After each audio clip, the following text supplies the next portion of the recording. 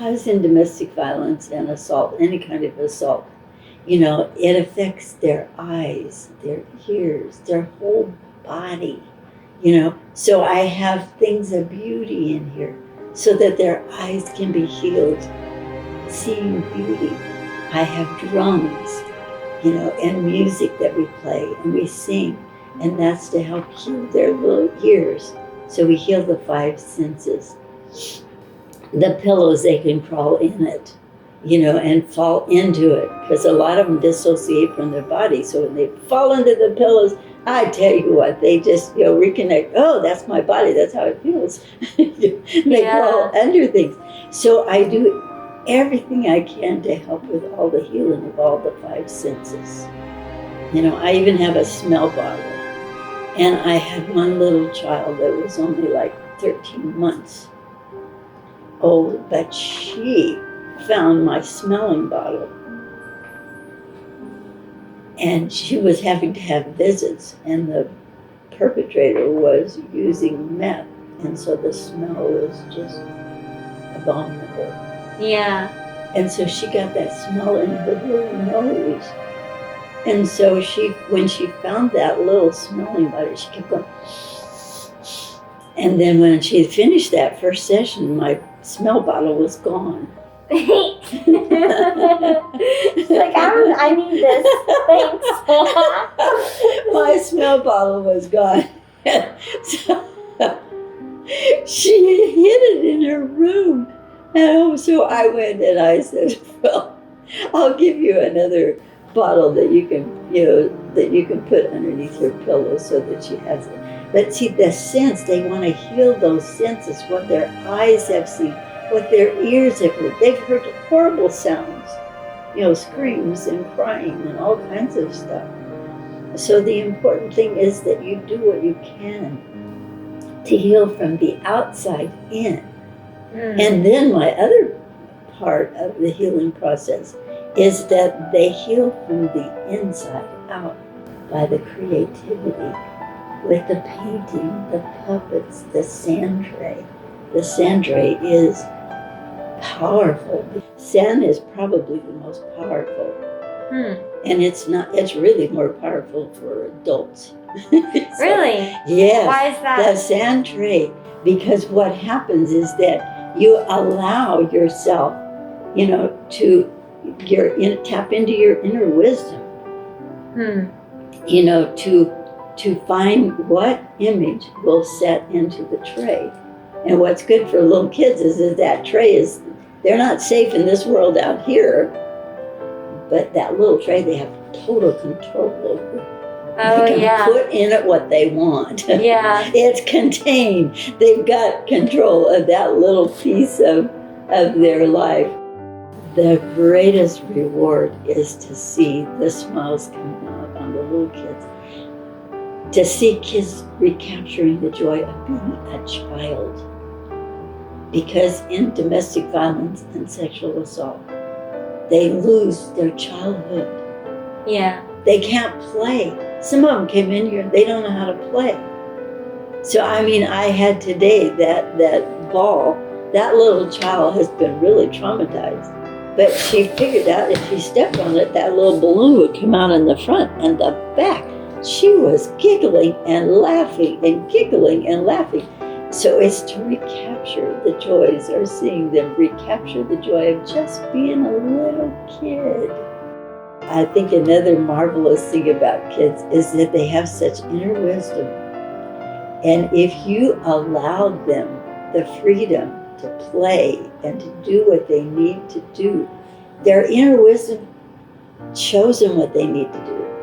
When I think I better work on this or this or this right off the bat, it goes dead.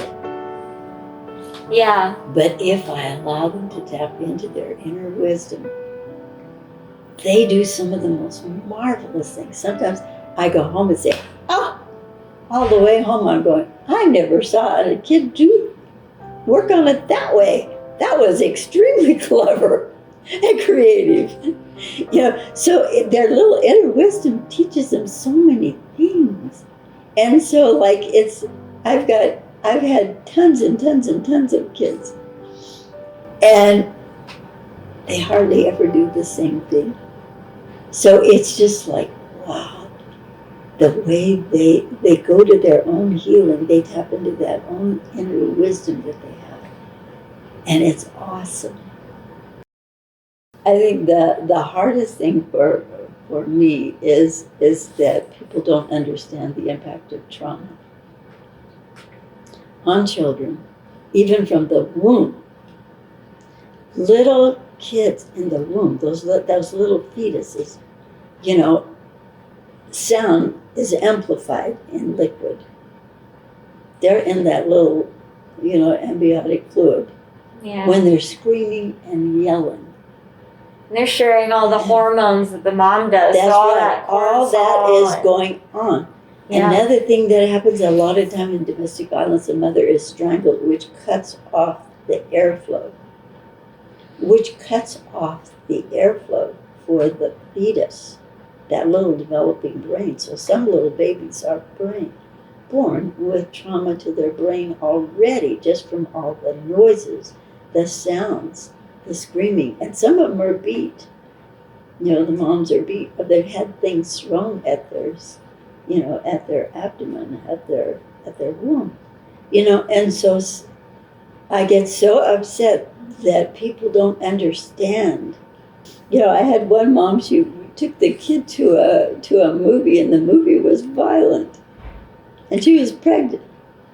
And I tell you what, that little kid was just kicking and fighting and stuff inside because of the violence, the sounds of violence that were happening in the movie. Yeah. So she decided she better get out of there. Yeah. So she went out and got in her car, and then she did what was really important.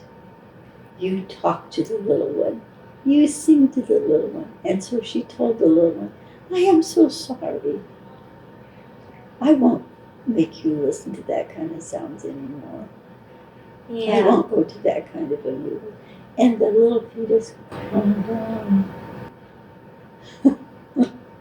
Yeah, they've got a lot going on even when they're not out yet. I mean, a That's lot of kids right. are born premature and they're still totally there, you know? Yes, there was one little kid that was, you know, the parent was killed in front of the child. Oof.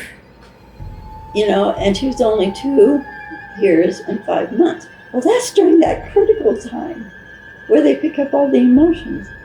And so they were always forcing this little child to do things that was just totally not right. And so this kid, I mean, they had witnessed a murder. And, you know, and they were right up close, so they were splattered by all the blood and everything. It was just horrible. And then they were put in the bathtub, and then all this stuff went down the drain, so they had so much trauma in their little system. They came in here, they were jumping all over the tables, under the tables, above the table, they were everywhere. And it was just that their body was trying to, I gotta calm down. You know, and so it took me quite a while just to get them calmed down because they were in such a hyper-aroused state, you know. And the other thing about that, what happened to me, and this is good for you to know, is that that sometimes when you're around trauma, you do have to do lots of stuff to take care of yourself. Because they were so close to it and they were so aroused and they were just little. They were little tykes. Little tiny tykes. It got to my heart. And I'll tell you what. I had this, you probably won't believe it, but sometimes our bodies, when it gets to your heart, your body responds. And so all of a sudden, I developed this huge, thick skin. It felt like alligator skin, just over my heart. Yeah, no, that makes sense to me. Honestly, it does. And so then I said, oh my goodness, I have got to really do something intense to take care of it. Because those little kids were so intense in their pain. And I'm usually pretty good about keeping my distance, but that they were so intense that it got right here. And so I just made it a point that every other day I found a massage therapist who would give me a massage. So like for about 2 weeks, I had a massage to take care of my body so that I could get myself back in. And it went away. So I belonged to several, groups. And for quite a while, until just recently, I had a therapist that I would go to just to take care of my feelings. I thought, heck, I need to do that just for myself, just to take good care of me, because I can't give what I don't have. Does your spirituality help you out in that regard? Absolutely. I pray every morning for an hour before I come to work. And I do a lot of walking, mindfulness walking, where I just walk real slow and just focus on breathing and that kind of thing. So I do that for an hour every morning before I come to work. And I think that really does help.